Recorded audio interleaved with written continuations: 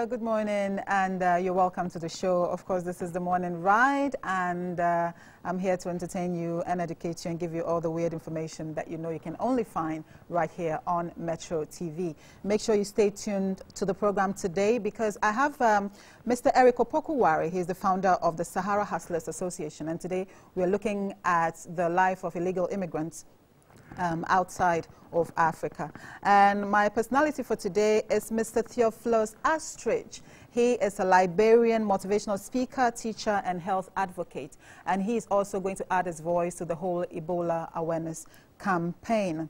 And on entertainment today, I have the lady Margaret Mensah. She's a gospel musician. She's not been seen for the past few years, but today she's out with a new album. We'll find out about that.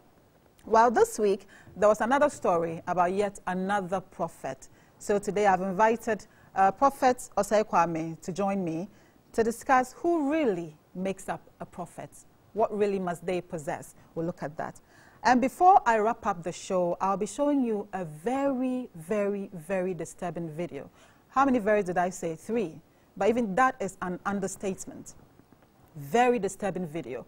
And it goes out to mothers who have house helps, and you tend to trust all the care of your children in the hands of your house helps.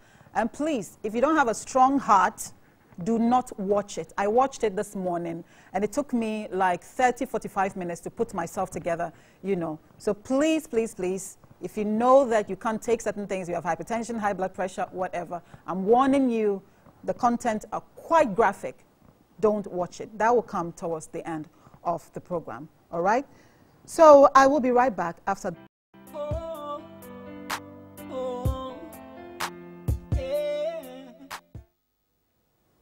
So that video is, you know, I think it's the latest, and it's quite danceable and different, you know. So congratulations, Sakodia. That is an amazing one. And to you, Samini, as well. This young man was in my studio a couple of months ago. And when he was here, we looked at people who travel across the Sahara and how sometimes they don't make it and their families are down here and they think that, you know, they are probably out there struggling. Today, we're here to talk about those who eventually make it to Italy, to Spain, and to other places. And, you know, we're down here thinking everything is okay with them, but it is far from okay. Mr. Eric Opokuwari, you're welcome to the studio. Thank you very much. And it's good to have you here again. Thank you. You know, you yourself went down that road. Yeah. You know, you traveled the Sahara and everything. So how is it like for you when you go, you know, when you traveled and then you saw that the menace is still ongoing? I mean, in the midst of all the how would I put it? The terrible things that are happening to them and everything that they're facing, they still risk it, are they? Well,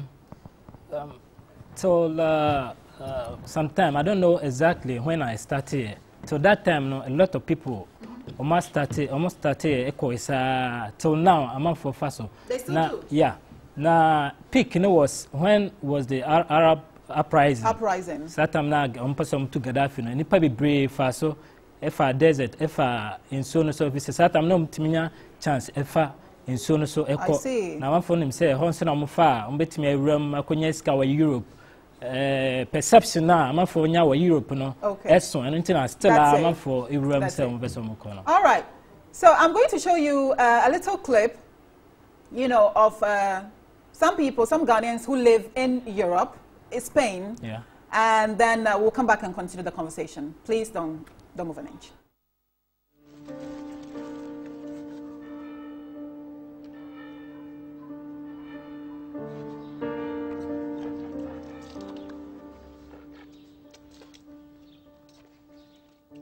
I was doing construction work.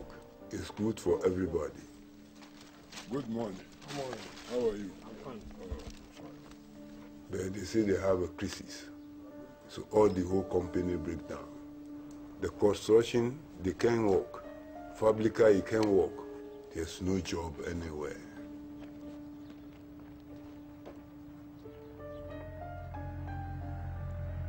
But they have a season, they come and do farm work here. But this year there's no fruit, all the fruit are spoiled. So there's no work. And we sleep outside for Europe, where they say Europe, see where we live in Europe.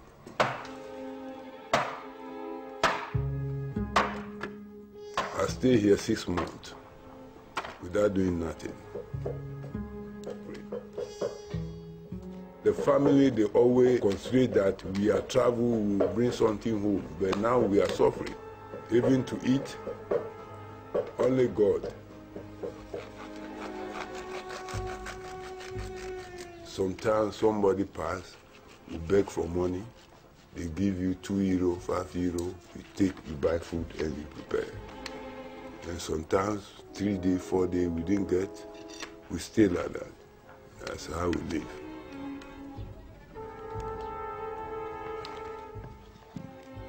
In this condition, Ghana is better more than Spain.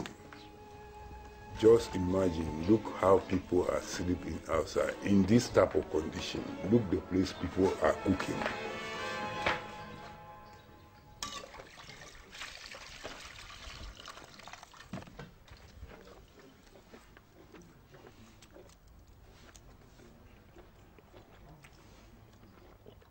Many people lie. You want to stand for somebody's car, you take a photo, send it to your people, you say, see my car, see my house.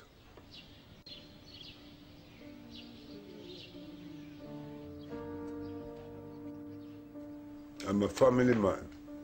I got 5 children. My mother is there. My sisters, they are there. All of them, they are looking up to me. Getting to 1 year, I didn't send money home.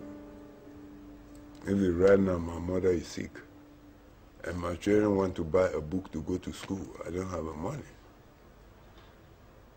Well, I say I'm living in Europe. It's a very shame. It's very shame. Shame. Very shame.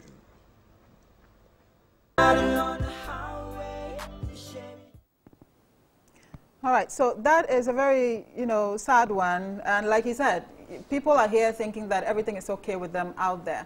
But my worry again, that comes back to the question that I asked you earlier. There's somebody who is watching this thing right now. Yeah.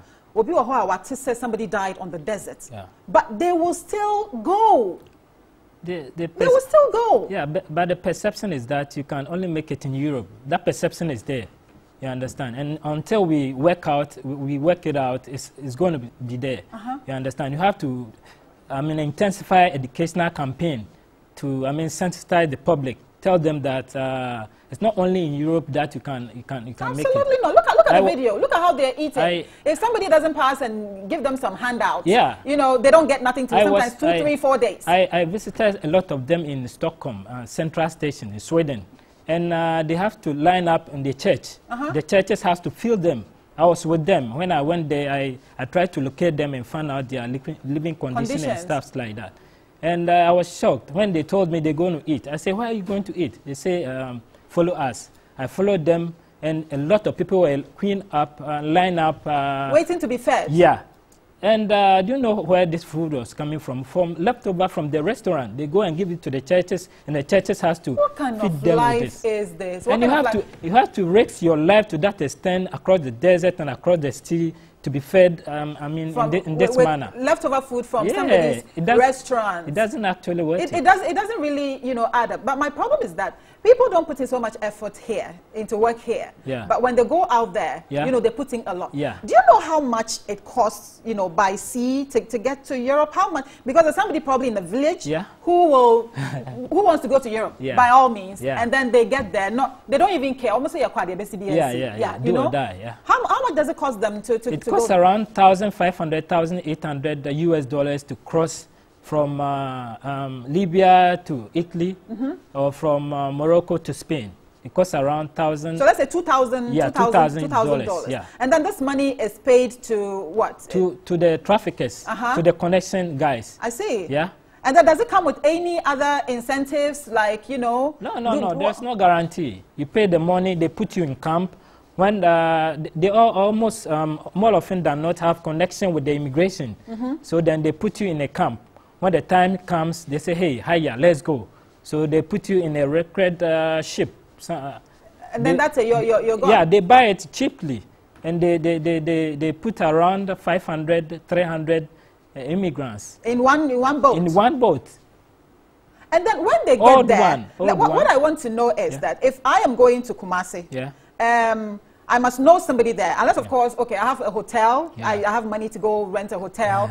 You know, even if it's not a luxurious hotel, I'm assured of accommodation. Say, but I can't get up, go to Kumasi, even Kumasi here. Go to Kumasi. If I don't know where I'm going to sleep, I don't have money, I don't know anybody there. These people travel without knowing anybody. There were deportation camps in the Sicily, Lampedusa. There were camps. There were camps. So when after they see the immigration camps for them, put them in camps, process them, and after that give them documents, and then leave them. A lot of them will be sleeping on the street and some uncompleted houses, and that's it. They'll be struggling for their daily living, you know. Let me ask you, what sort of job opportunities are available to these people who risk everything to go there? Because let me tell you what they think. Obi say, oh, make a prayer. Menya be 10 euro an hour. You know, it was a sign. That's the mentality. So they live here thinking, okay, I'm going to work 10 hours in a day. That is 100 euros in a day times 10. You know. And then they get there and realize that the reality is totally different. It's be a fee, a crassy to So what are some of the job opportunities that are there for these people that makes it so attractive for them to get Mostly construction and cleaning. Even that, the natives are struggling for that recently. Even in Italy, there are no jobs. Even the natives are struggling for those kind of construction and cleaning jobs, you know, let alone immigrants. You understand? So now it's very, very difficult for immigrants who cross the sea to Europe, I mean, thinking that everything is rosy. It's very difficult. Everything is not rosy. It's not like, you know, you've seen the man right now. Look at how they are eating. Even here, if somebody gives you this food right now, you probably will insult them. Do you understand? But then you're there, you have to beg for food and everything. And there was a very sad one of this woman. I think she was Kenyan. And she sold everything. I think she sold her apartment or something like that in her hometown and traveled with her 2 kids. And then on the sea, the kids got seasick and died. So they just threw the kids into the water. I guess that's what happens. Because when you are dead, you don't have regard for the dead on the sea and on the desert. No regard for the dead, you know. When you die, we just dump you somewhere and we continue our journey. If you say we, are you talking about you? Are you a trafficker? No, I've been before, So you've seen people being dumped into the water like that? I saw my friends were dying, I mean, with me. They were dying along the way. We just throw them somewhere and we continue our journey. Even though ourselves, we didn't know our fate, so we don't have regard to them. Even though it'd be very sad, but there's nothing you can do. But the thing is, do they wait for the people to die before they throw them overboard, or you know, or they see that okay, you are not going to make it, and then they just throw you overboard? No, when you are sick, we don't have medicine for you, no treatment. So when you die, we just throw you overboard. You throw you overboard, and that's it. Yeah, that's it. And this woman, after witnessing her 2 children dying on the boat and throwing them overboard, you know, right before her eyes, she just went crazy. So she got to, I think, Lampedusa, and then they shipped her back. Now she's walking around in Kenya somewhere. Totally crazy. The experience, you know, I don't know why. I mean, you risk everything. After all that you're seeing, you know, you still risk everything and go out there. So your Sahara Hustlers Association that you've created, what do you do? When you went to Lampedusa, you went to other places. When you go and meet them, what do you do? I gathered information. You know, I've been across Europe, everywhere, to Italy, to Spain, Portugal, Netherlands, to even Geneva. I try to locate them wherever they are, try to assess their living conditions and aftermath of the dangerous journey, and try for the educational campaign purposes. I need those kind of information in order to campaign effectively. And are they willing to come back after they get there and realize that this is how bad it is? Like this man who's sleeping in a shack. Are they willing, when you speak to them, are they willing to say, okay, it's not worth it, I'm coming back? They can come, but for the disappointment and shame back home. That's the only reason why they won't come? Yeah, because I mean, those kind of disappointment, shame, and more often than not, they sell their properties and their savings, you know, and travel with, and so travel with it. With nothing. Nothing, absolutely. So coming back home is a disgrace, I mean, to them. If there's a mother right now whose child, because there are a lot of them whose children have died, I'm really sorry to say this, have died on the Sahara or have died on the high seas, and they don't know. They're probably there. Is there a tracking system? Is there a system that says, okay, these people traveled by this boat? I know it's illegal, but do the traffickers have any chat that says, okay, maybe, you know, when you were going? No, I take mine as an example. When I was going, went to Boko, went to Burkina Faso, then to Niger, you understand, with a lot of friends. We, from Niger, we try crossing the desert in the big truck, you know. A lot of people, we had an accident whereby half of people were traveling with got dead, you understand. And there was no records to show. So they just leave them there? Yeah, even I didn't know my fate, so I couldn't even pick their passport or their names. And I met them along the way. I don't actually know them. I see. You understand? And so it becomes very, very, very difficult. It becomes so a lot of people have died. Their families thinking they've traveled, they don't call, stuff like that. They're dead. But a lot of them have died. Actually died. Yeah.